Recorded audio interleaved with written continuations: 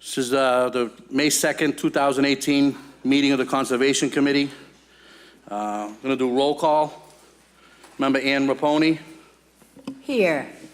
Member Joseph Laval. Here. And Member Robert Cassidy. Here. And I'm Nick Malaysian, Interim Chairman. Can I have a motion for approval of the minutes for April 4th, 2018? I make a motion. Second. I'll second it. Too late. All in favor? Aye. Aye.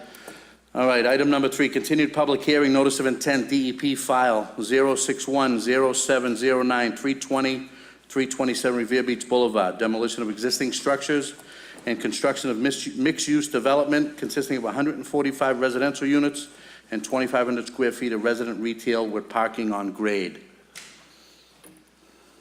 Name and address for the record, please, sir. Richard Bennett, Achara Development, 30 Railroad Street, Revere. How would you like these set up?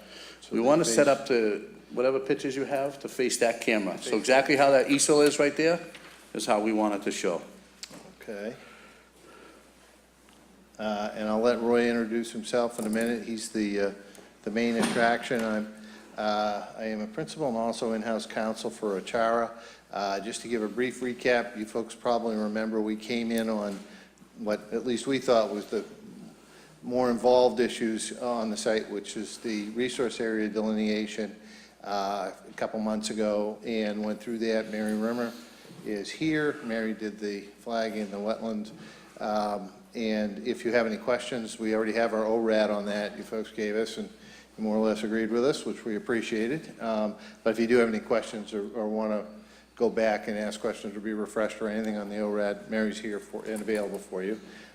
Roy is here from Engineering Alliance. Engineering Alliance is our primary project engineer. And as you might recall, before we came in and showed you a layout design for a building that we hoped we would be getting permitted, that again, Roy can walk you through what we ended up getting permitted. It's very similar to what we did show you before. I think we set the building back 7 feet or so off of the boulevard, and we also shrunk it a little bit, but more or less in general scheme and layout, it was as we had anticipated for a whole bunch of reasons, including the only real complexity we thought here was the resource area delineation. So we broke that out. We came to you folks first, went through that, and we're back. And with that, I'll turn it over to Roy so he can walk you through what we got permitted and then what he's done for stormwater management and so forth. Great, thank you.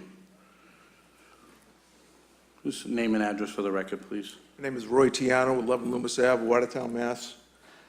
Basically, I work for Engineering Alliance in Saugus, and this is the existing conditions we currently have. The site, I have to use the mic. Yeah, you can take that with you if you want. Okay. The site is 1.1 acres, and basically it grades down from 14 at the higher elevation down to an 8 elevation at the back. There are currently 3 buildings on there, and what we intend to do is, I can show you the proposal. Are there any questions on the existing conditions? Yes, would you just, for the audience, signify the 3 buildings that you're talking about that are there now? Okay, the 3 buildings are at 326, 320, and what's the address here? I don't even have an address on that one. One of them is Bianchi, one of them is the taco place. So you're oriented to that? You know that one? Okay. Any other questions with the existing conditions? No.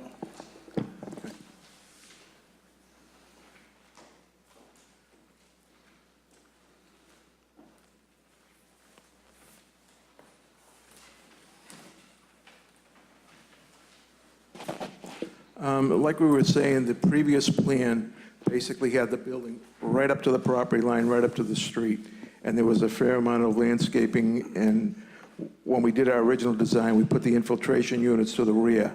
Then when we moved everything back 7 feet, we basically changed the infiltration areas to the front, and we held the infiltration to the side, to both sides. But that's the major change with it. I mean, it's still the entrance drive coming into that location. Basically, you're entering at 14 on the garage and 4.5 on the lower level.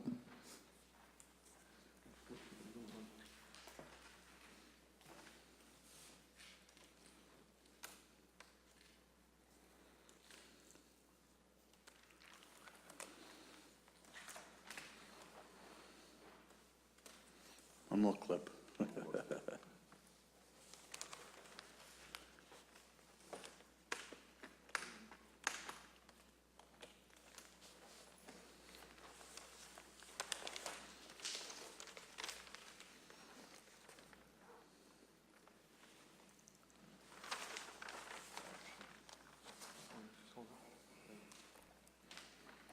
The revised plan is, like I say, very similar to the previous plan, and the only change being the 7-foot setback that we have. It's not a setback, it's basically just to accommodate more of a sidewalk area and to generate more easier flow. And we also have a sidewalk cafe for the retail, because it's a breakdown of retail, restaurant, and the number of units, 145 residential units.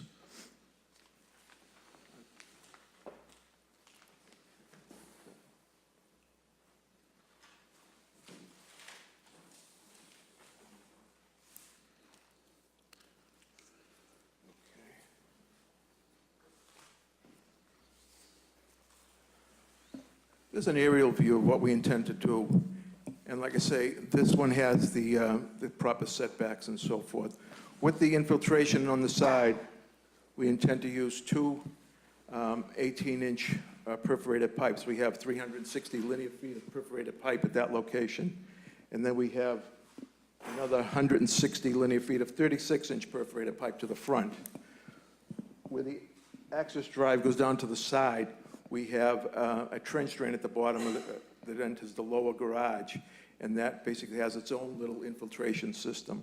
Haley and Aldridge did our original soil testing, and they were able to find 8 feet of fine to medium sand. So that was phenomenal as far as the drainage calcs. We were able to infiltrate very easily in all the locations. The 2 levels of a garage, let me show you that as well.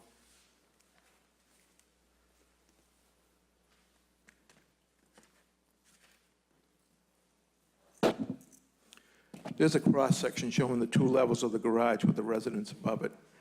What we have, the floor drains in the garage will basically tie into the sanitary, and we propose to put a new 12-inch sanitary tie into the 20-foot in the rear. We have grease traps to handle the restaurant, and we have gas traps to handle the floor drains as well in the garage.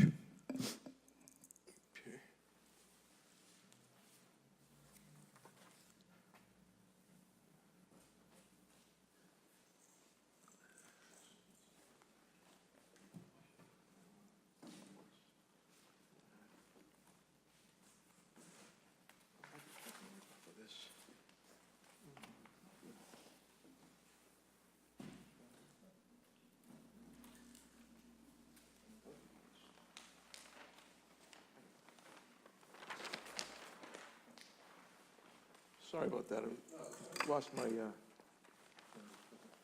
right, put it on there. Yeah.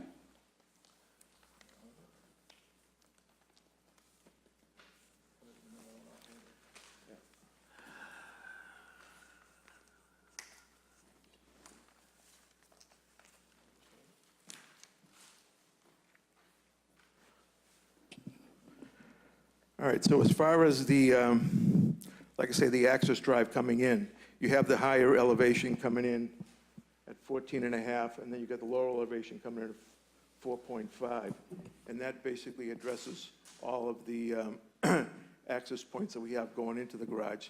The infiltration, we split the roof in half goes to this side, half goes to the front, and that accommodates all of the roof runoff. The 100-year storm, we had 6.7 CFS for existing conditions, and for the proposed, we had a 2.1 CFS for the proposed conditions. So it's gone down drastically, mainly due to the sandy conditions that we have out there. So are there any questions on the drainage or sanitary? Any questions from the commissioners? Any questions from the commissioners? How many spaces in the garage are you going to have? Garage has 188. 110? 188. Oh, okay. 188. Right, for 145 units. Right, okay. Oh, if I may, it's going back to the original plan here, when you say you added 7 feet. That was actually making the sidewalk larger, Correct. basically. Yeah, Right. they pushed it back 7 feet. They didn't make it larger. so We didn't make they it pushed larger, we back. just shifted it. You shifted it, but the size of the sidewalk remained the same. It just was in a different position. Well, no, actually, the sidewalks actually increased, because now you have a sidewalk area that you can walk on. The original proposal was right up to the sidewalk end. Now they brought it back 7 feet. So that was important that we did make that change. Correct. No, that was excellent. Yep. Just to explain the iterations, it's actually beautiful new, as you guys know, 20-foot wide, DCR-owned sidewalk. And we thought with the beach there and everything, it'd be great. Most of the time, it's very easy to get permits for summer outdoor seating, ice cream, pizza, Yeah. that sort of thing. And we were told flat out by everybody, not only in the city, but at DCR, nope, we don't allow it, they won't allow it. Doesn't matter how much the city wants it. And so the city and others asked us to push the building back. We actually have an indent, so we pushed the whole building back like 7 feet, and this is indented, I think it's another 10, so we have about 17 feet, 16, 17 feet. Of private on the sidewalk front that belongs to of that. private, and that's gonna be also some landscape, potted landscaped areas and whatnot. But it created more room basically in front of the area. The city wanted to create a bit of an energy along the sidewalk and along the beach, and a streetscape. Yep. So that facilitated that. Okay. Any other questions from It the was commissioners? it turned out to be a simple solution Right, you're right. to a major problem. Correct. A simple solution to a major problem. Correct. Thank you. Joe Laval? Hi, I have a few questions. For my point of information, when I looked at the artist rendition, it looked as though that the building was a U shape with that middle gray area going all the way to pretty much to the back, and yet, when I look at the plan here, I see parking spaces going right across, so I'm a little Now, confused. that's looking down through an overlay of the That's looking footprint of the through, that's building. kind of like a 3D yeah. version of it, Joe, looking down This- into the garage. What you're thinking is correct. It's basically a U-shaped building, and then not at grade, where you've got the retail and then indent and hopefully a little streetscape created. But on the second floor, it's terraced, and there'll be a common area there with, again, potted plantings, some trees, and a beautiful view of the ocean right there, and a pool and whatnot. But that's not at grade. That's a level up. You won't see any parking from the street. In fact, you won't see any parking, period. They just changed the plans for the aesthetic of it, and they're actually enclosing. It made them spend more money on the fire prevention, because the fire department made them go through. So some basically, that inner court area is is on the roof of the parking then? Yeah, right. Yeah, you could, absolutely. Yep. Okay. But on just that inner courtyard area, right? And the other question, this has gone through all the other agencies in the Yes. city? Yep. Now, on the original existing plot of land, on the left-hand side, there's a roadway now. There still is. And that's not an public access when you're done, is that just for, It's not our property, it's DCR land. You mean you drive into the ballpark? so there's still a road on the left-hand Yeah, side? dirt driveway, whatever you want to call it. Yeah. It's still there, it's not ours, that's DCR property. We actually granted, at the city doesn't have legal access to the sewer line, and in the back there, the municipal services, there's a huge sewer main there, and although they've been driving back there, they don't have deeded access. So one of the things that we did as part of this project was to grant them, to grant the city an easement, a right-of-way, so the DPW and fire can get back access there. back there. And we designed the building so I think they told us, make sure it's at least 13 feet. I think it's 17 feet, or we over-designed it. So whether it's a ladder truck or a service truck or whatever, right now, technically, they don't have a legal right to get back to their own sewer line there. And one of the things that we With this plan, volunteered. they'll have an easement. Yep, City will have an yep. Well, actually, that's why I was asking the question is, for the fire department, whether they would have access to that side of the building. Yes, yep. And you're telling me they would? They will? would. This is the old railroad that. Not, I'm talking about the left side again. Over here? Yeah. Yeah, that's DCR land. They don't need it, but yeah, they can, this building you can access from all sides. And one of the things we did was to grant that access. Again, it was mainly DPW more than fire. We met the fire code for getting trucks, but they liked it too, including, by the way, going up behind the St. George and the Atlantic and whatnot too. It was a way that they could get, in behind those buildings, which you never couldn't tell. That could be important. Now, when you have to have all that drainage going, where's the pipe that picks up that drainage and the sewer? Oh, the sewer's in the back. That's a 12-inch pipe going into that 24-inch pipe that's coming there. And that's one of the that pipe that's a new pipe back there, isn't it? It is. Yes. If I recall, I think St. George might have had to extend that, or one of the other condominiums on the beach. So the volume won't be a problem? No, I think it's 24-inch. That's a big pipe. 28, excuse me, I was correct. 48, the new one? Wow. So the answer is, I know that there was Yeah, capacity. the pipe will can accommodate this extra Yeah. drainage. Yeah. Thank you. All set? All right, no more questions from the commissioners? I just want to corroborate that 12-inch into a 24-inch pipe. That's correct. That's what's there now? The 24 is there now. We're proposing a 12-inch to tie into it. Okay, so you'll be adding a 12-inch, Yes. Yeah. which will connect to the 24-inch. Thank you. All right, I got a couple of councilors. I want to see if they want to speak first. Ward Councilor Powers, you looking to speak on this project?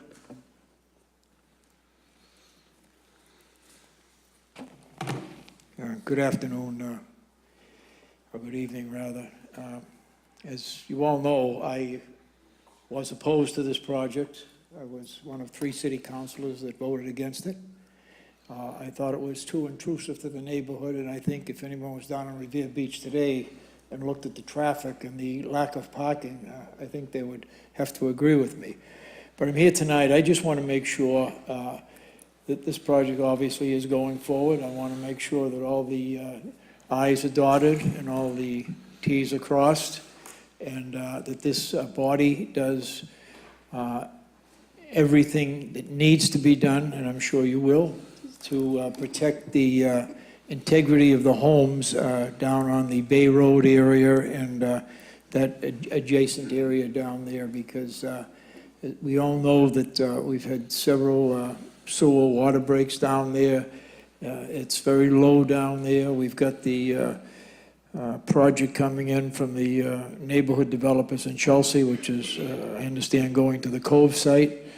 They had originally asked for 71 units. We got it down to 51 units. So I just want to make sure that everything is done to protect the residents down there, because there's been a tremendous amount of building going on in the city.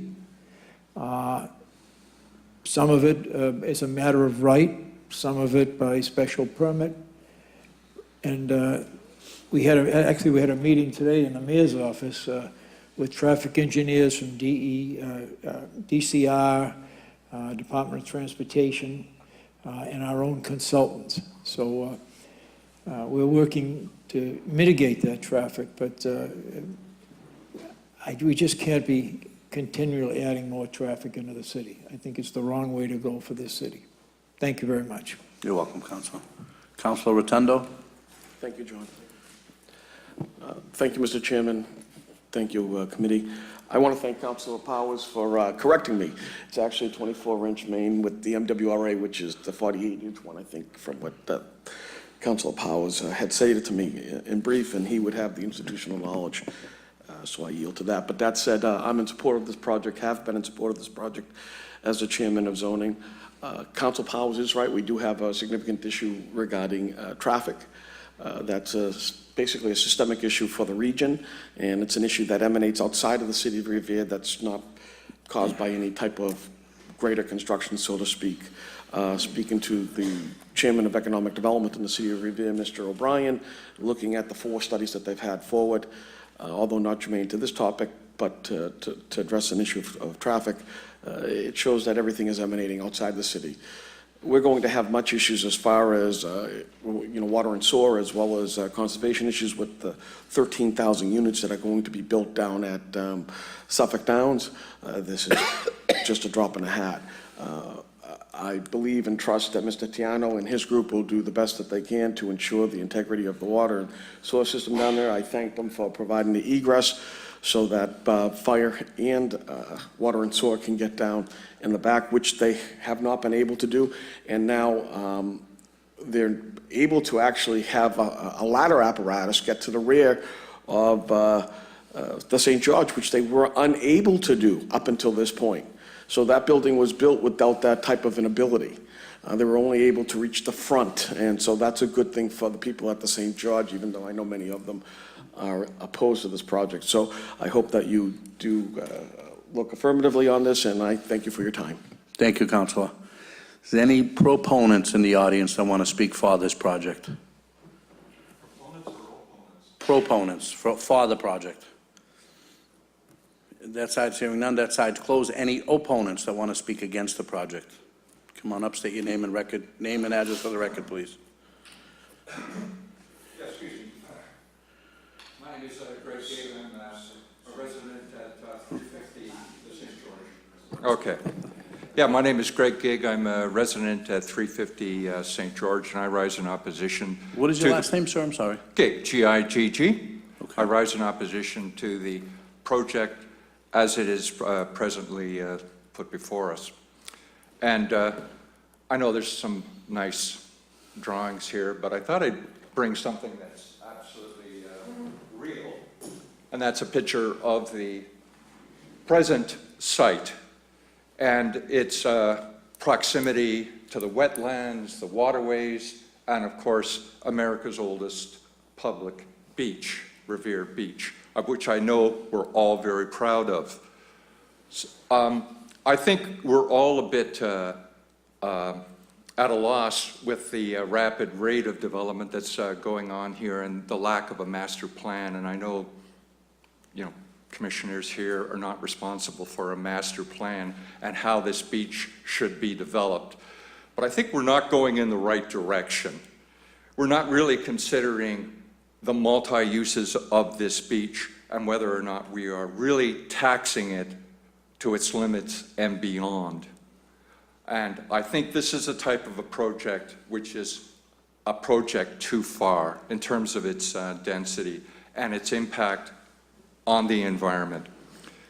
I find it very interesting with all the talk about the environment today. There's no talk about offsets with this project, no talk about, hey, let's put some solar panels on the roof. All young people looking at electric vehicles, let's have some charging stations with this project to offset the impact to the environment. Those are the types of proposals that I would think that someone who was sensitive to the needs of the environment and our city and visitors to this area would be bringing forward, and they're not. The setback of the 7 feet, a fight on that. Nothing that was really demonstrated to me that they were sensitive to the needs of the citizens or the environment. This is just another for-profit project, nothing wrong with that, but does it really meet our needs? And that's a judgment I think that we're going to have to make. The other thing is, just one last thing was on the floodplain and 100-year projections. I think that is entirely speculative. Everything that we see reported by scientists says to my mind, that we don't really have an idea what the conditions are going to be in X number of years. And I think we need to build for those very adverse conditions. At the St. George, we're facing the prospect of replacing our generator, our power generator for power outages. One of the things we have to look at is how high are we going to put that generator? The prudent thing for a lot of buildings would be to put it on the roof. They're certainly doing that for a lot of downtown businesses and other urban environments. Those are the sorts of considerations we need to start talking about and making to harden our coastline. And I don't think this project is talking about that. I think it's ignoring that, kicking it down the road. And with that, I'll thank you for your kind attention. Thank you, Hold sir. it, don't go yet. Oh, Yep. Hi, that's a beautiful photograph. I'm wondering how you got that. That was my wife flying into Logan Airport and looking out the side of the plane and saying, hey, that's a beautiful Wow, photo. that is. I thought it was a drone for a minute. I wish more people from the city could see that and see what a delicate little spit of land all the houses are on, with the marsh in the background and the ocean in the front. It kind of shows you just how close to the ocean we really are. It's too bad that didn't happen, that photograph didn't happen when we had the real peak tides in one of the storms, Right. because that back would have looked like a big swimming pool. That's exactly right. Unfortunately, the Conservation Commission can't address a lot of the issues that you're bringing up. I wish we could. Yeah. But we're a very small cog in this wheel, but you do have two councils here that are well aware of what's going on, and maybe in the future they'll come up with some kind of master plan. I was hoping Council Powers might mention about the traffic that you said you were at a meeting, and I thought maybe there's something coming down the pike that would help, because the traffic tonight was just horrendous, and it's only just a fraction of what we're going to be putting up with this summer and everything. But I thank you for coming. That was very illustrative with that photograph. You're welcome. Thank you. Thank you. sure, Councilor Powers, if you could. We did have a meeting today. The mayor, two other city councilors, myself, our consultant, Van Ness, and also people from DCR and DOT. And we have right now 4 plans which we're looking at. And they're of Lower Revere Street, the Boulevard, Ocean Avenue, Oak Island Street, and that area down there. And even over to the Beachmont area, Donnelly Square over there. So we're very active on that. It's something that is going to happen, and it'll be happening very soon. And hopefully that's not going to eliminate all of the problems, but hopefully it will negate some of them and make it a little easier for people that live in the city, particularly on the ocean side of the city, a little easier for them to navigate the traffic. So that's, and that'll be put out very soon. Thank you very much. Thank you, Councilor. Yep. If I could just, 2 points of order, Mr. Chairman, for the record. We do have electric charging stations. In fact, we not only took all of the recommended TDM measures, we volunteered additional ones. So I agree with much of the sentiment, though maybe not the conclusion. And we've, just for the record, we did that, and we're proud of that. And I hope the councilors here will also back us up that we actually volunteered, because obviously traffic's an issue down there, and we volunteered. It was requested for $25,000 towards a study that will help Councilor Rotundo and Councilor Powers, and it's a $50,000 study, traffic study, which will arm them, because it's a state road, and there's another state road up across the way, all of which is dumping traffic down on here in Revere. And we actually volunteered the full $50,000, and it wasn't required as a condition. We've offered that for the city, and again, we're proud of that, but it was because of the request of councils, both for and against the project, and they made a persuasive case that is an issue. So we're doing our part. We hope to address it. Thank you. Any other opponents want to speak against the project? Good evening, Mr. Chairman and members. My name is Deborah Habig-Schneck. I've appeared before this committee several times. I own 2 condos at the St. George. We are abutters to the planned development. And the last time we had our meeting, I posed several questions because this is a conservation committee, and it's specifically to address problems that might exist because of wetlands, 100-year flood plan. Not necessarily a second floor elevated tier where there might be some trees, or a 7-foot setback, which we were told on April 25th or March 23rd, would have 3 little boxwood hedges, and that would be landscaping. Now it's to increase the size of the sidewalk. I didn't finish, I'm sorry, Deborah Habig-Schneck, 350 Revere Beach Boulevard, Revere. The city council is elected by the residents, and you're supposed to plan for the future. And that's a prerequisite before you can allow any new construction. So when we research our ordinances and the background on this body's powers and duties, is very important. And every time I have been here, at least 6 times, whether it's the conservation, our Board of Appeals, very well-educated individuals on zoning issues, variances, permits. However, certain bodies can issue permits and certain bodies can issue variances. The traffic congestion problem I have brought up, and several other people have brought up, because it falls squarely into the Revere planning for the future as a prerequisite before allowing more building. Yes, there are buildings going up. I got in my car, I left the Revere St. George, I put on my video and put it across my dashboard, and then I attempted to come down here. And I let it run for 4 minutes. As I exited, stood at the corner, stood as we hit Revere Street, and then videotaped coming all the way down past our new apartments, and the new apartments, restaurants, hotel that are going to be built before our little bridge. Today, it's our second hot day, 93, and it was 83 in March. The second hot day, you couldn't move on the beach.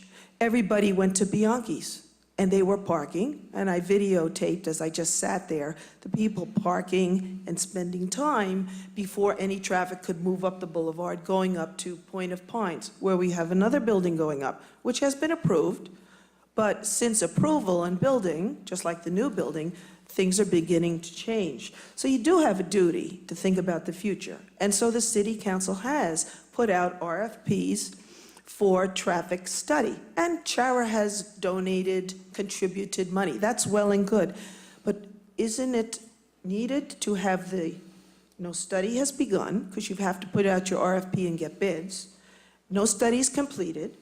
The city council would have to resolve the issue and choose street access, taking away our bump outs on Revere Beach Boulevard, doing something with Revere Street, which you just stand on, using 2 streets off to the side. I spoke on the phone, with Mr. Silva, Rick Salvo, when this case first appeared before the board, the application on a city council. And I gave him suggestions, because today you couldn't come up Ocean Ave. Those people were all exiting onto Revere Street. That was today. I have never videotaped or seen people backed up all the way to the bridge going north. It's not getting better. Oak Island could be made into a 2-way street. It used to be at one time. And the bump out at Kelly's with the monument, which is a great honor to have there, can be relocated across the street. But those things would need to be in a plan. The city would have to resolve to spend the money, no small amount, and something would need to change before we start seeing more buildings going up. And knowing how things work, because you must follow the law, this could take a year or 2, but you have a right to stay an application for building. So today my concern was, and I asked the last time, I had brought up the fact that we have wetlands behind us. I too, like my fellow unit owner, had done satellites of the parcel that's directly behind us, and to, if we're facing the St. George, to the left of us. As I see it, the new development backs on the wetlands, and we have specific zoning, and we have our State Wetlands Act.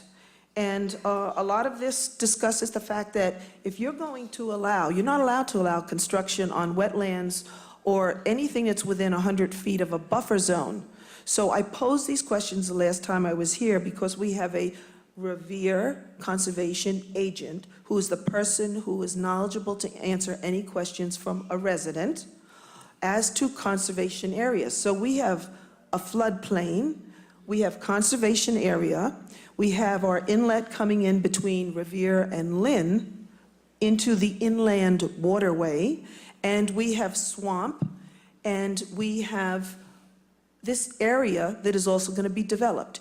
True, the St. George abuts this also, but when the plans went in 1984, I wasn't here. So only the Revere Commission agent or someone on this board could tell us whether Revere was grandfathered in, but this is a new construction, new development. So if they're abutting the wetlands, where is the buffer zone that's to be there? If there's a variance, because there's not supposed to be anything built within 30 feet of a buffer zone, and there's a variance being granted, we have an easement in the back, and as I understand, the St. George holds an easement, has a right to an easement, which is on Revere Boulevard Street, as I understand it, directly behind the two remaining white homes that are not yet sold, right? And we, at the St. George, are concerned about that easement. Is Chara Development going to build over an easement that we hold? Because our bylaws prevent our board from reforming, renovating, moving, selling any easement that we hold. And so far on the map, no one's talked about it. You talked about the easement tonight. Chara talked about the easement on the left side. And it is true, we always have our fire department come to the front of the building because we have space for 14 to 20 visitor cars. So we have a nice setback. But we are concerned about this easement that we know exists, that we own, that cannot be transferred by our board, only by 66 2/3% of our unit owners and our first mortgagees. So we're wondering, what is Chara doing, and are they going to try and encroach upon our easement? No one has shown me on the maps. I don't see that, so maybe this board could take a look at that. My concern is the conservation area. It rained the other day, and after the Atlantica was built, and believe me, all of us who live at the St. George went over to look at the Atlantica apartments when they went on sale. Since it was built, they've got concrete foundations, slabs. We have water runoff the day or 2 days after that occurs. So if this building is built, what is going to happen as far as runoff? What kind of studies have been done? So we have drains. That's required by your building code and all the application processes. So that's nothing new. You got to put drains in. You got to put drains in for the whatever's going in there. I don't believe Bianchi's is going in there, because if they did, Chara would have given him a contract with a right of first refusal. So I don't think Bianchi's is ever going to go in there. So we're concerned. They've moved the building back, and they moved the building back. They've changed the side setbacks. So we would like to know further, what about this easement that is there? And what about our wetlands, the buffer zone, the right to build, and your obligation to make sure there's nothing that affects that wetlands area? Yes, I know you can do an order of conditions. So if you're going to do an order of conditions, what's going to go on it? And should you or the city council order a bond be issued? Because there was a bond issued for the Atlantica, because the pile driving did damage some of our building. We followed protocol, and every single unit was videotaped to see if there would be any cracks. So as building goes on next door, even if there's 8 feet of sand in the back, is a bond going to be issued? Or are you going to do that? Is city council going to do that? So that if there's a damage to our building, we're going to hold Chara liable for damage we suffer. What other bonds, if there's going to be water damage, if there's going to be something that's starting to build up? So only today did the water in the back on our swamp area go back. We also have floodgates. So this is a conservation committee. I would like to know, where are the floodgates that do come in from the wetlands area and supposedly filter in to back where we are? Can you tell me that? This body should do that. So I still object. I think we have issues that affect wetlands, water conservation. Yeah, you can put in drains, but there's going to be water coming off that building, and it runs off somewhere. So is there going to be a bond? Is there going to be an order of condition that's going to address what happens if that appears after this building goes in place? And also piles. Everybody on the beach puts in piles, right? No one's talked about the actual building. It may be in the application as to how it will occur, but at any presentation I've been at, we haven't heard that. Maybe they consider it too complex for simple abutters and unit owners, but we do want to know. So there are questions unanswered, and we feel that you need to look into these before you grant this approval. Thank you very much.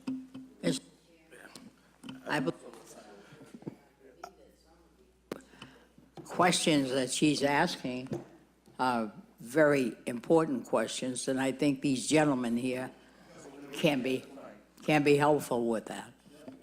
After speaking with Councilor Powers, just to refer back to the gates are to prevent water from getting into the back of the area. It is not to start infiltration from the building, number one. Number two, as far as Joe DeGangi, when he built his property there, the reason why you actually had it is because part of the bond, in order for him to construct, he had to have a seismic reader there, because he was putting piles so close to your building, because it was up to the line. There was not the same type of distance between your building and that building that's currently being there.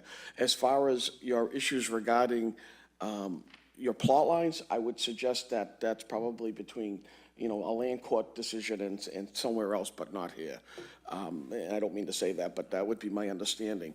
As far as the water issue in critical area concern, my understanding is the MGL, having dealt with this now for the 18th time, is, and you're an attorney, you should know, is 100 feet from where you're building. So that's not 50 feet, not 30 feet, it's 100 feet from where the building stands. And I have the engineer stating this. So that issue, I don't know, just to help you remedy that. But I would say right now, to be quite honest with you, God forbid you have a fire in the back, you're going to lose a life, because whoever planted that building, the St. George, did a poor job of it. Oh, please. Well, you got no access in the back, ma'am. I've been there as an EMT. I'm telling you, you don't. Can you guys answer some of these questions as far as the 100 feet and all that stuff, Rich? It's Mary Rimmer who went through the delineation. I don't know if we have the map. Sure. A few months ago. Can you just give me a name and address? Sure. for the It's record, Mary please? Rimmer Environmental Consulting.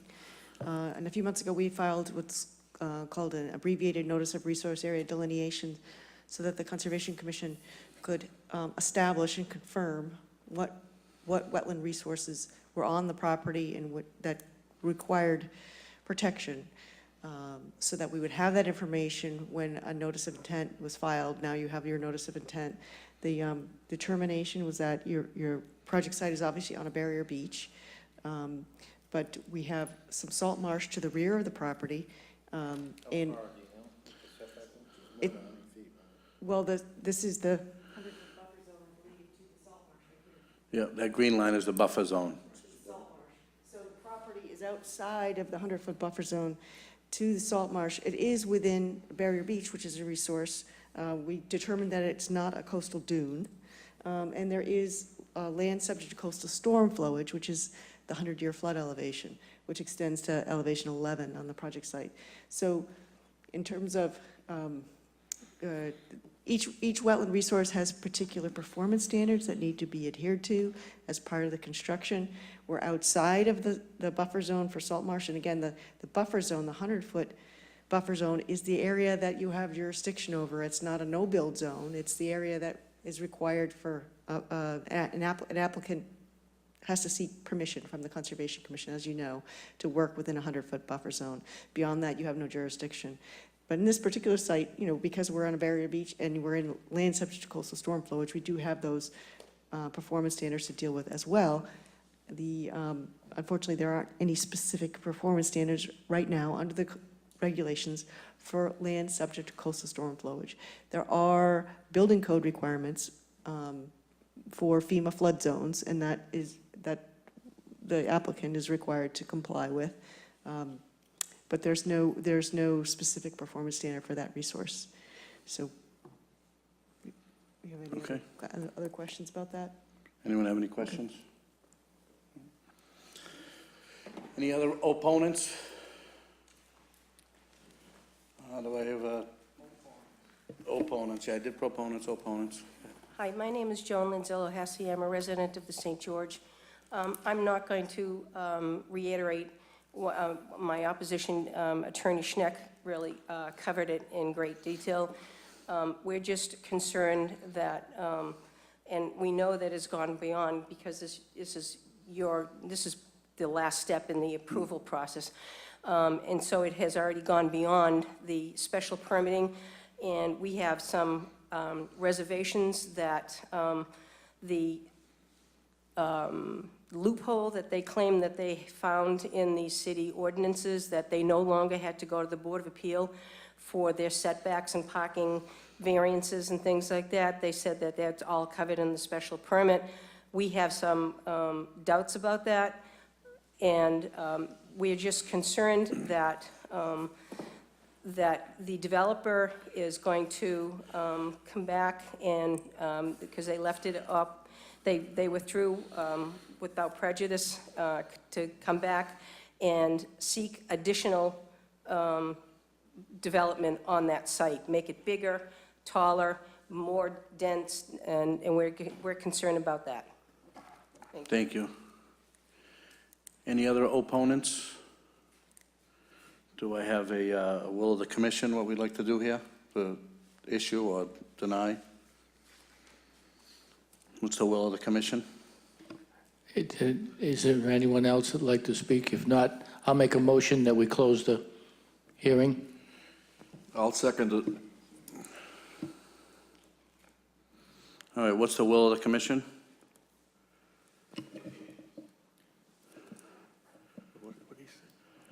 What's the will of the commission to make a motion to either approve or deny the order of conditions? I'll make a motion to approve it. Second.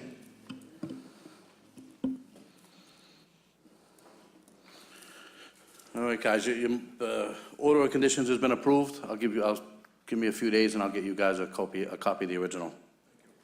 You're welcome. Thank you very much. You're welcome.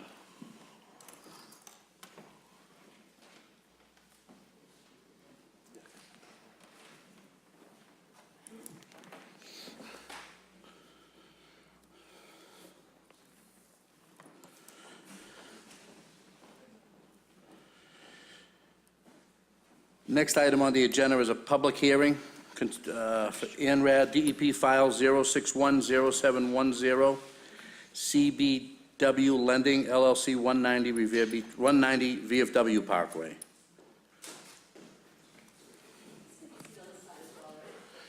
You actually got to put it on that side so the camera can see it, because it's just that one camera on that side.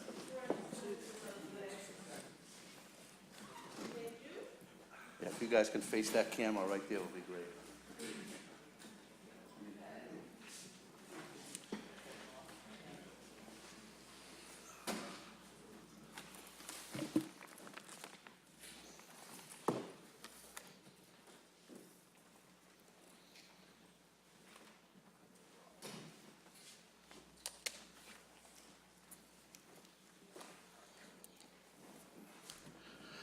Name and address for the record, please. Ann McMenemy from Hancock Associates. I'm representing the applicant, CWB Lending LLC. We're starting with the ANRAD, the abbreviated Notice of Resource Area Delineation. There are several resource areas on this developed property that have been delineated and surveyed and shown on the plan. The main feature, of course, is the Eastern County Ditch. It's in the middle of the site here. We delineated both a narrow fringe of bordering vegetated wetland as well as the top bank for the Eastern County Ditch. There's also another degraded wetland area, vegetated wetland area right over here that was delineated. The remainder of the site, we're looking at bordering land subject to flooding and land subject to coastal storm flowage, which my colleague, Joe Pesnola, will give a presentation on that. But before I move away, I appreciated the commission's site walk on Saturday and taking a look at the jurisdictional areas, and I'm available to answer any questions that there may be before we get into the floodplain discussion. Any commissioners have any questions?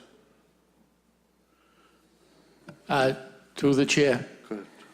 This isn't a question, but along with Commissioner Melanson, I walked the site, and what you're proposing is very limited. As we went at the site, it's removing some of the vegetation to the same degree that was already done up until the point that DEP stopped you, and that's the scope of this. Well, that's the next one on the That's the next agenda one. for the This is same. for ANRAD to determine The extended Resource area jurisdiction and delineation. type, yeah. Okay, sorry. Thank you, Commissioner. That's okay, we'll be there in a minute. Okay. Any other questions? Any proponents want to speak about this?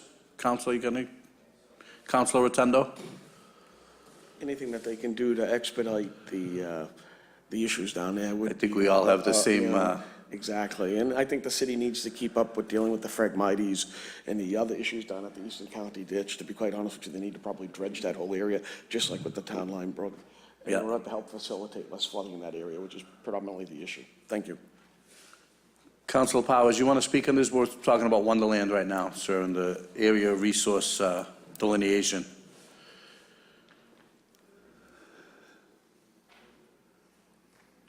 Actually, as you know, I was down there Saturday morning. We had a site visit, yourself and Commissioner Lavelle. And right now, what is going on down there is others may not know, we're doing an asbestos project, which is going to take probably 7 to 8 weeks, I believe, maybe a little less. And DEP, we had a meeting 2 weeks ago in Wilmington at DEP, and they've been working very diligently with the owners and everyone involved there. And once the abatement is done, the asbestos abatement, within a couple of weeks after that, large machines will come in and demolish the grandstand and the clubhouse, and Wonderland at that point will be a history. I know there's a serious water problem down there. I know that the head wall at the ditch, as I pointed out the other day, is completely blocked, and that's something that has to be corrected. We're going to be starting probably in the fall, cleaning the Eastern County Ditch. It's going to be costly. I believe there's $1 million set aside to do that. As you know, there is no more side casting with debris taken out of the ditches, so it has to be earmarked, transported, and taken to a place. But whatever we're looking to do down there, I know it'll be a positive thing, and I support it 100%. Thank you, very Counselor. much. Any other proponents want to speak on this? Any opponents want to speak? I'll just add before I pass this over to my colleague that the erosion controls had all been refreshed on the site Yeah, as in the I was last there, couple yeah. weeks, which it needed to be after the long winter. So on the straw wattles as well as the silt sacks and 2 catch basins. Thank you.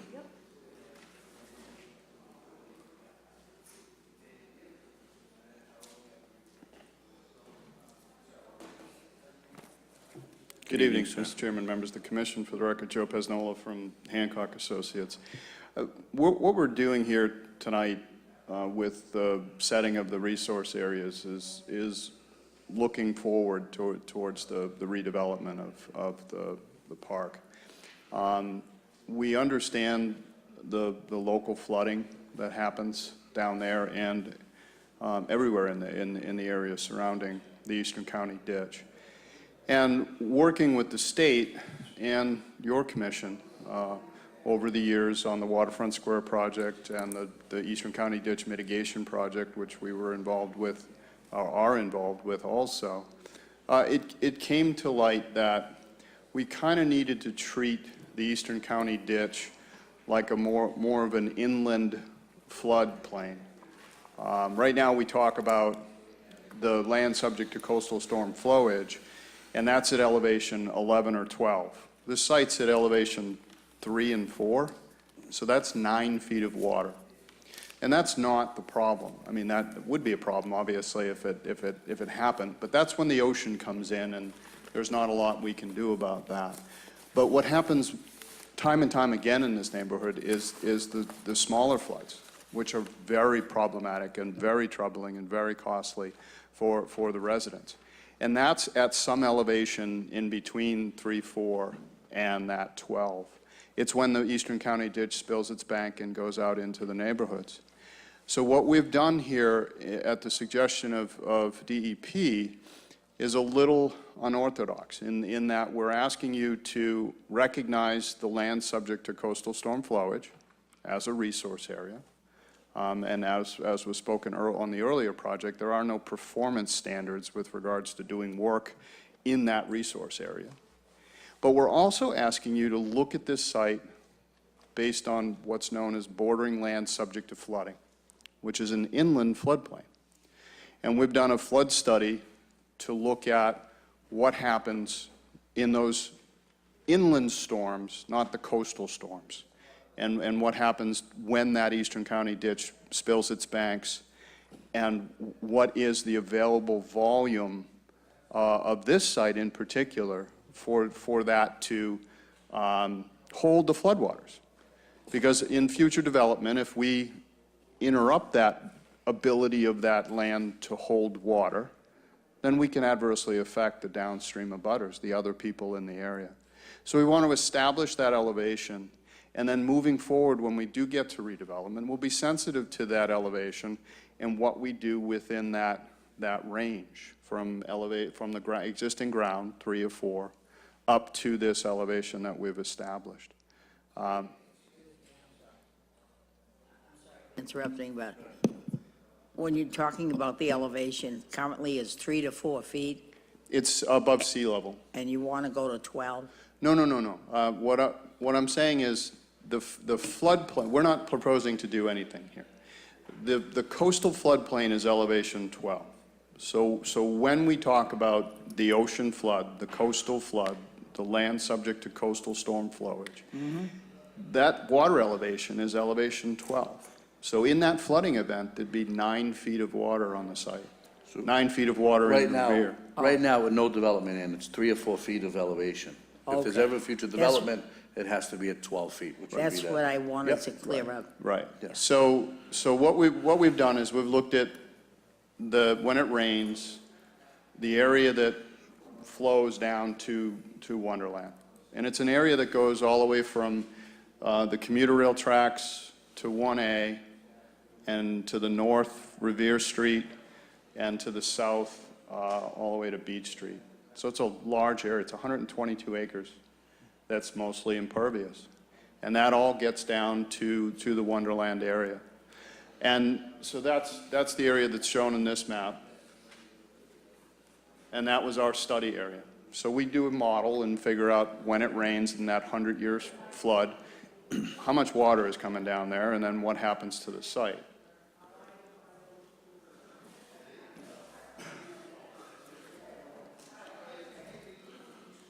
And this is just a helpful graphic that shows you the elevations on the Wonderland site. The different colors are the different elevations. So down by the ditch, we're at elevation 3. And then yellow is elevation 4, orange is elevation 5, red is elevation 6. So it's a big bowl. And it provides quite a bit of flood storage when those flooding events happen. So what we did is we took all that water from the 122 acres and we brought it down, put it in this site and said, what is that elevation? And it came out to be 5.3. So we would like this commission, through the grant of the Order of Resource Area Delineation, to codify that 5.3. And then when we do come in future, for a future development, that'll be the benchmark. That'll be what we need to preserve. We need to preserve the amount of volume on site to hold water between the existing elevation and 5.3. So we have to be conscious of that when we put structure down and when we put fill in. So it's going to be a site that's developed very much like some of the other sites with podiums and elevated structures. But we still got to worry about that structure and the stairwells and the lobbies and the actual structure that lands. And we need to get roadways up into that from 1A. So that's what we've proposed here, and that's what we're asking the commission to do as part of this Order of Resource Area Delineation. Thank you, Joe. Any other questions from the commissioners? I have a motion to close the public hearing. I'll make a motion to close it. I'd like to ask a question. Oh, yeah, sure. Go ahead, Joe. I'm sorry. Go ahead, Joe. Could you put that chart up again? The colored one?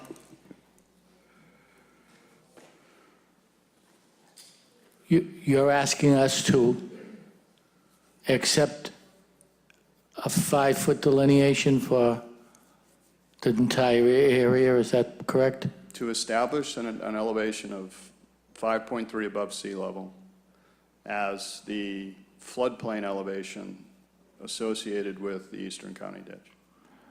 Well, through the chair, I'm not sure if we can do that in the first place.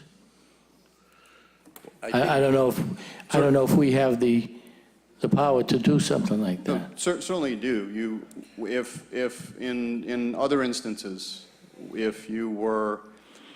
sometimes FEMA doesn't study a floodplain and they don't assign an elevation to it, but they map it.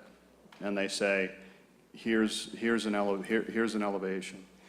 And in 310 CMR 10, the wetlands regulations, what it says that your charge is in those instances is to compel the applicant to establish that elevation through best available information or through studies.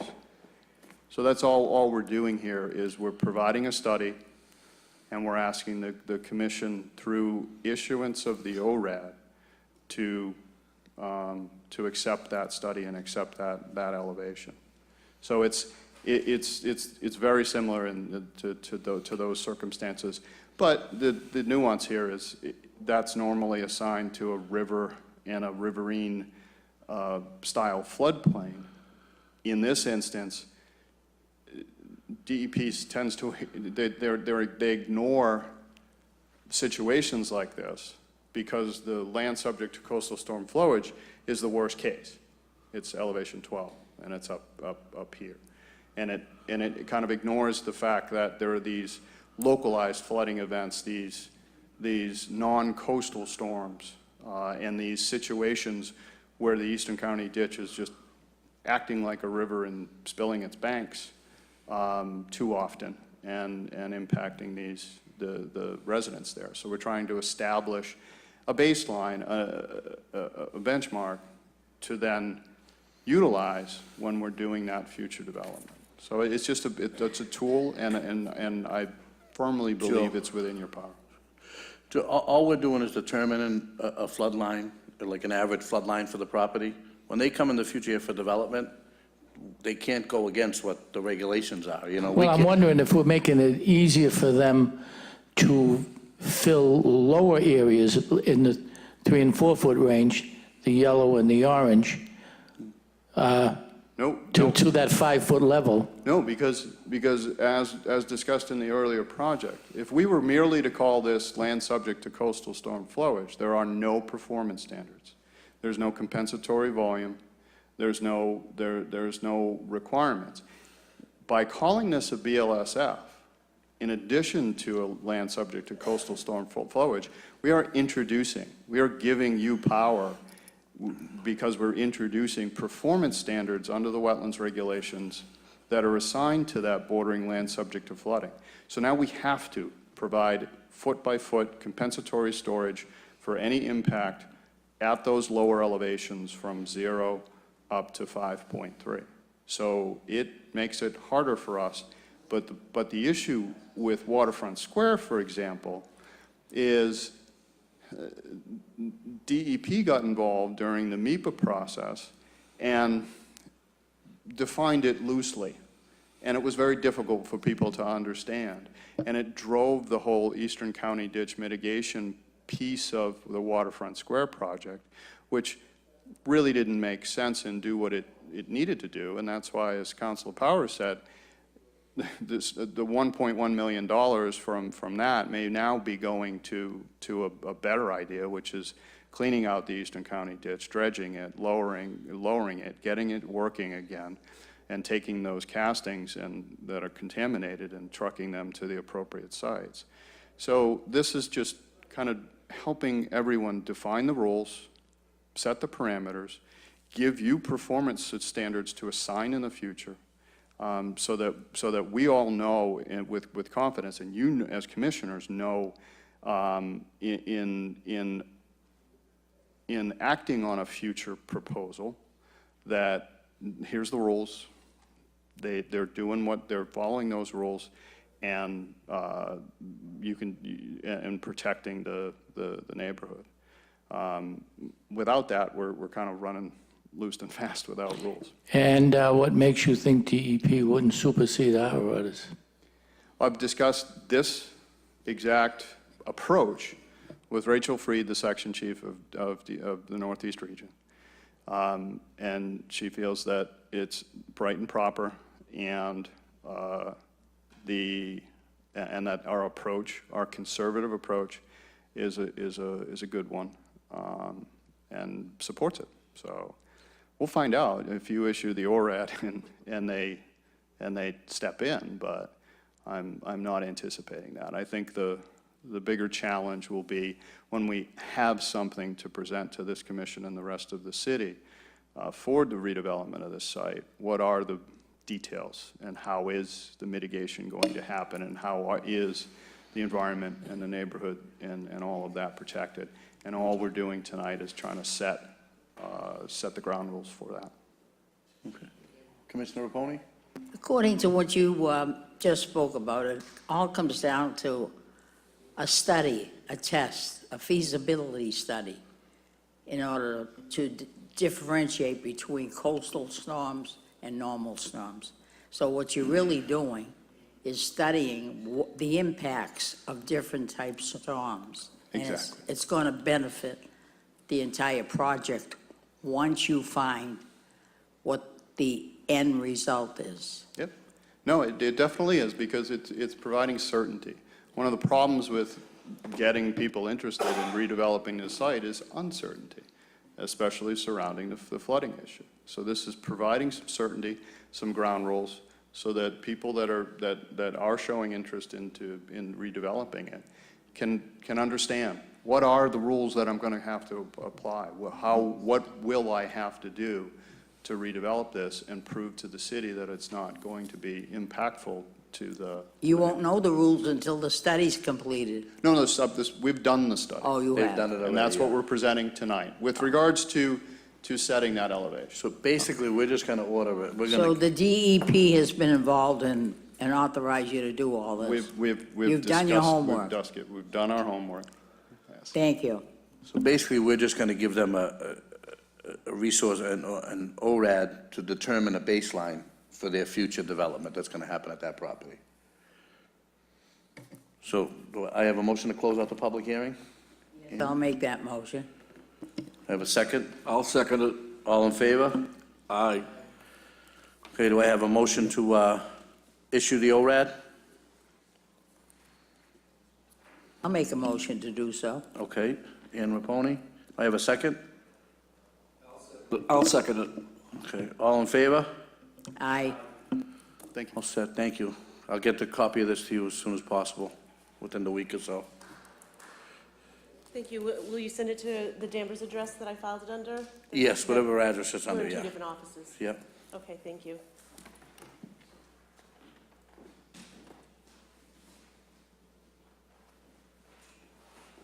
All right, so next is public meeting RDA CBW Lending LLC 190 VFW Parkway Vegetation Management.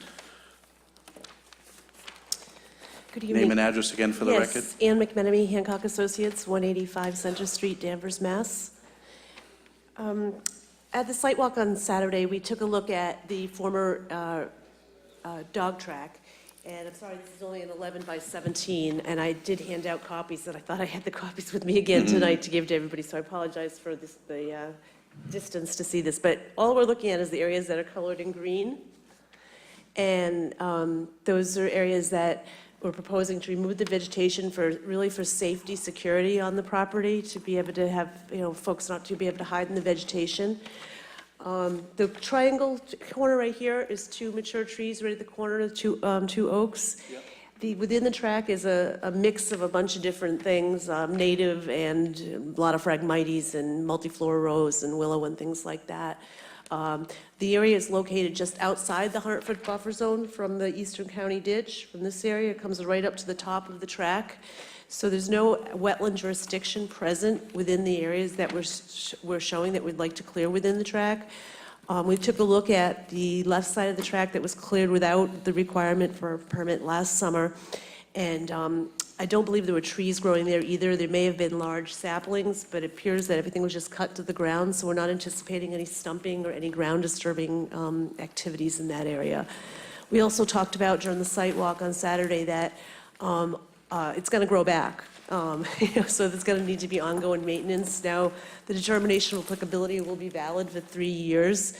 So we just wanted to have the commission understand that there may be future cutting in both of these same areas going forward to maintain the security lines of sight. But again, they're both outside of wetlands jurisdiction, just outside for the green area and completely outside for the area that was done last summer. Okay, thank you.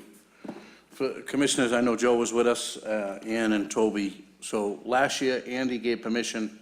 This is just literally for the dog track. So there's no drainage anywhere else, just literally the dog track. Andy gave them permission to do half of the dog track last year. They're looking for permission to do the rest of the middle, the center of the dog track this year.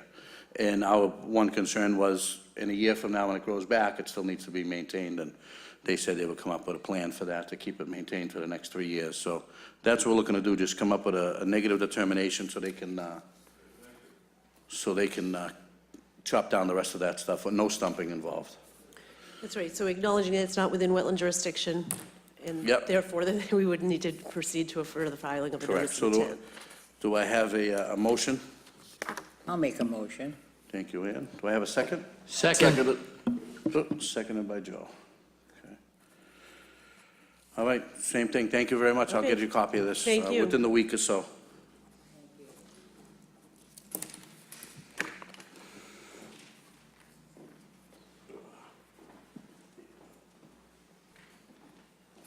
All right, so next we have continued public hearing. A notice of intent, DEP file number 06107. I know I don't have the whole number, XX, but Lehigh Hospitality LLC, 405 American Legion Highway, demolition of existing car wash and construction of a 5-story, 110-room hotel and 87 parking spaces. Anybody here for that?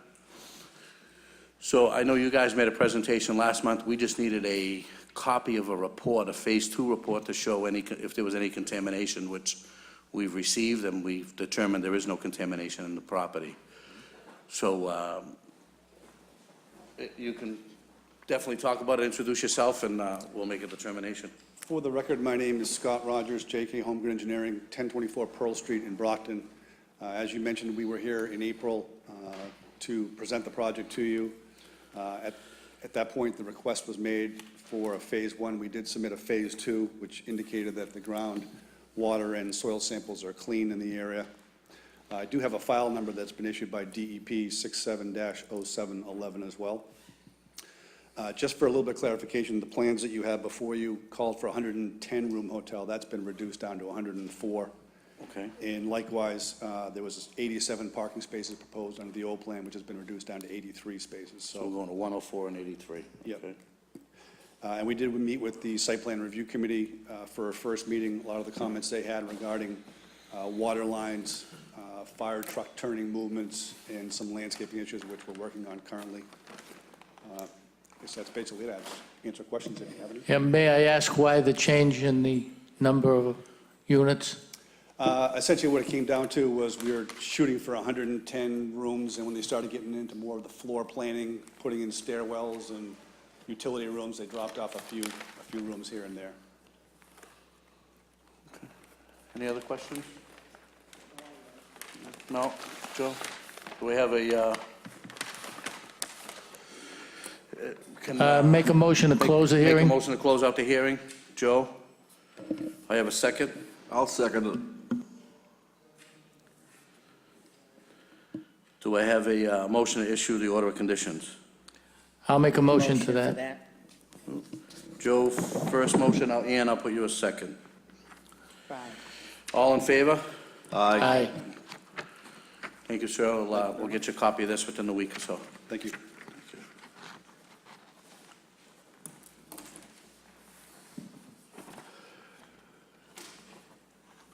All right. So next we have public meeting, RDA 64 VWS owner LLC, 660, 674 Ocean Avenue. Construct a service alley and crushed stone turnaround within 100 feet of the buffer zone from the Eastern County ditch. You again.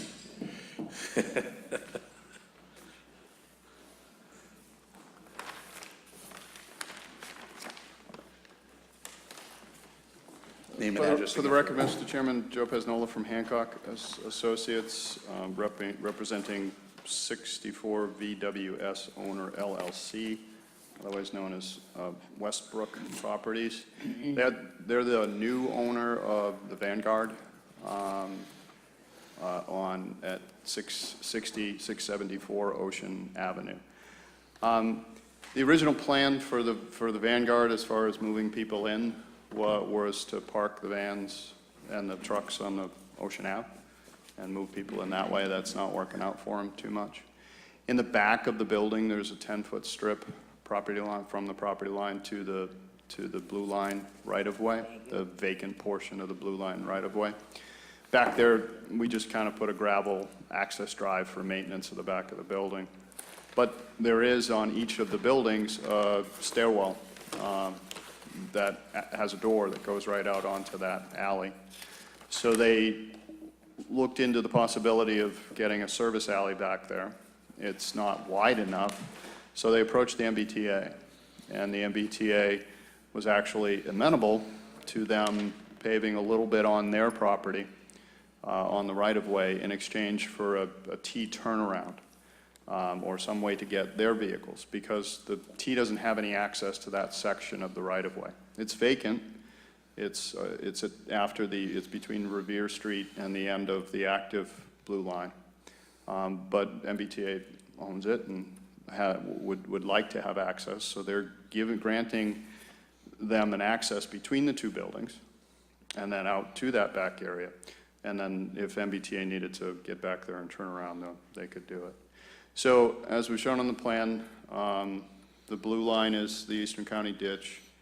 The Inland Bank is the only resource area in this area. There's no BVW. The red line is the buffer zone. And what we're proposing to do is pave a 15-foot strip. Portion of it would be on the Vanguard property, and a portion on the MBTA. That main longitudinal strip would be paved, and the turnaround would be crushed stone. The area of proposed pavement within the wetland buffer is about 3,600 square feet. We looked at the original drainage calculations that we had done for the Vanguard project, rolled in this additional impervious, and still met the pre to post standards. We had put in fortuitously drains along that area that go down into an infiltration trench along the back. So we don't have to change any grades back there.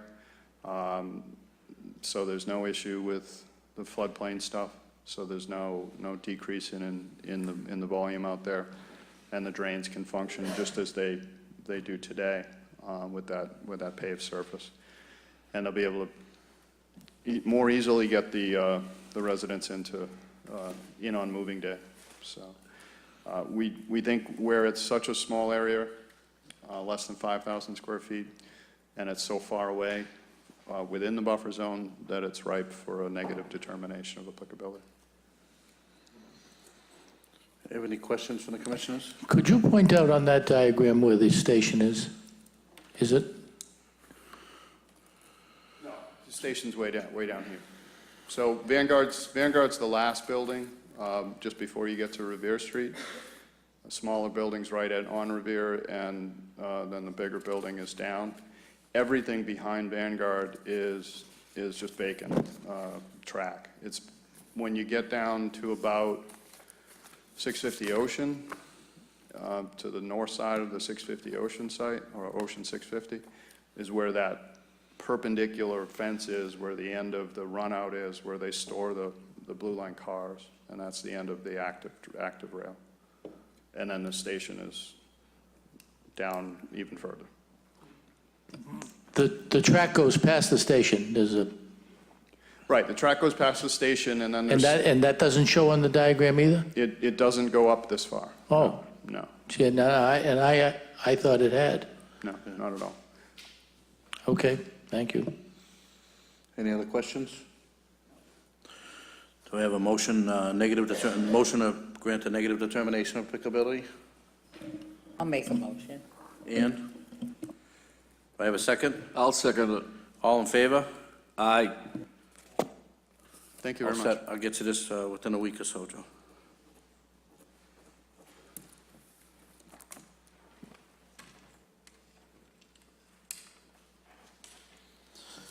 All right, last public hearing, notice of intent, DEP file 0610715, St. Jean's Credit Union, 171 VFW Parkway, to construct a 4,500 square foot retail bank with drive-through ATM and teller. Do I have a motion to open the public hearing? The motion. Okay. Do I have a second? I'll second it. Toby Cassidy. All right, sir, name and address for the record, please. Good evening, thank you. My name is Daniel Pageon. I'm from VHB. My address is 32 Jason Street in Arlington, Massachusetts. I'm here representing St. Jean's Credit Union tonight. This is a little loud. St. Jean's proposes to build a new 4,500 square foot building in the middle of the Wonderland parking lot. The Wonderland Marketplace. The Wonderland Marketplace was built in the 1990s. VHB did that permitting then, nearly 30 years ago. It's about a 10-acre property. About 6 acres of that is currently pavement. I think you're all familiar with it. St. Jean's Credit Union wants to carve out a small piece of that parking lot and create a new bank building. It's 4,500 square feet of building. There's about a 1,500 square foot reduction in pavement, and there's a net reduction in impervious, a 1,500 square foot reduction in impervious, and there's about a 12,000 square foot overall impact for the project. The project is located in land subject to coastal storm flowage, the same land subject to coastal storm flowage that the prior consultant was talking about. The base flood elevation at this site is elevation 12, and that's a coastal storm. The proposed finished floor elevation for the bank building is elevation 8. So while we're right across the street from the Wonderland Marketplace, that gentleman calculated the inland floodplain to be about 5.3. That's a very interesting exercise. Our building will still be nearly 3 feet above that. We have also consulted with DEP. We have also thought about the floodplain issues. I have with me tonight Jake San Antonio, and Joe Cottagio. Jake is from VHB, and we did a very detailed flood analysis for this site. And we, not me, Jake and his team, the engineering team, repeated the FEMA flood study, the transect study for the property. And they were able to demonstrate, and the summary of this information is in the notice of intent. The result of the study indicated that the proposed building, while it will be located in the floodplain, in fact, the finished floor will be 4 feet below the base flood elevation in that 100-year storm. The building will not result in the increase in flood stage or velocity or the lateral extent of the floodplain in the area. And that's because it's a coastal storm. They repeated the FEMA flood study for this particular section, this transect, and were able to demonstrate that. We provided that information to DEP because we just wanted to get ahead of the conversation. And we provided that to them, and they had no objection to the project. They've issued a DEP file number, and we look forward to the commission issuing an order of conditions to approve that. As I said, the project is about two 2,250 square foot retail facilities. One is a bank, one will be retail. There's a net reduction in impervious, a net reduction in pavement. We're not proposing any new stormwater features. During the construction phase, we will install silt sacks in the existing catch basins in order to protect water quality. There's a small reduction in impervious. We think it's a win-win, and it's in the middle of a parking lot. So, What part of the parking lot is it going to be compared to the building, compared to the buildings that are there now? so that's all shown in the notice of intent. It's right about here. This is the Wonderland Marketplace. That's it now? Okay. This is as it exists today. Wonderland Dog Track is over here. VFW Parkway. This is the 6-acre parking lot. It's going to be right about here. Okay. Okay. This printed this out, so we should show it to you. This is very simple site design. One building footprint, some sidewalks and landscaping around it. There'll be a drive-through here, so there's a little bit of pavement that comes up here and it becomes concrete. And there's a little bit of reorientation of the parking in front so we can find the handicap spaces. It takes stormwater runoff that would normally go to pavement and replaces it with building, with clean building runoff. And the runoff will be, the runoff from the building will be connected by a 6-inch PVC pipe to the existing stormwater system. No intentions of another entrance or exit from VFW Parkway? We're staying with those two entrances that are there now? Okay. That's correct, yes. Any questions from the commissioners? Yes. Sure. The drainage now goes to the highway. Is that what you just indicated? That's correct. I can go back to the Wonderland Marketplace survey. Currently, the parking lot has a series of catch basins with sumps and hoods. It collects into a trunk line and gets out to VFW Parkway. There's a second one that runs along here, also connects to VFW Parkway's drainage system. The building will be located right in here. Some of the water will go to these catch basins, some will go to these catch basins, and again, it will flow through the existing system. And there will be a little bit less of it because there'll be some landscaping instead of pavement. Thank you. Thank you. Any other questions? Sounds like this gentleman did his homework. He went to the DEP before he got started. Smart move. Do I have a motion to close? Actually, do I have any proponents that want to speak for this project? Do you guys want to speak at all? Are we all set? I think we're all set. Yeah. Any opponents that want to speak against this project? Do I have a motion to close out the public hearing? Make a motion. All right, Toby, and then Ann seconded. Do I have a motion to issue the order of conditions? I'll make that motion. Ann is making a motion. First, do I have a second? I'll second it. All in favor? Aye. Aye. You're all Thank you, set. We'll get you a copy of this within a week or so. Thank you very much, Alrighty. gentlemen. Yeah. And that is it. Do I have a motion to close out the meeting? I'll make the motion. Toby, And do I have a second? Ann I'll seconds it. second it. That's it. Thank you.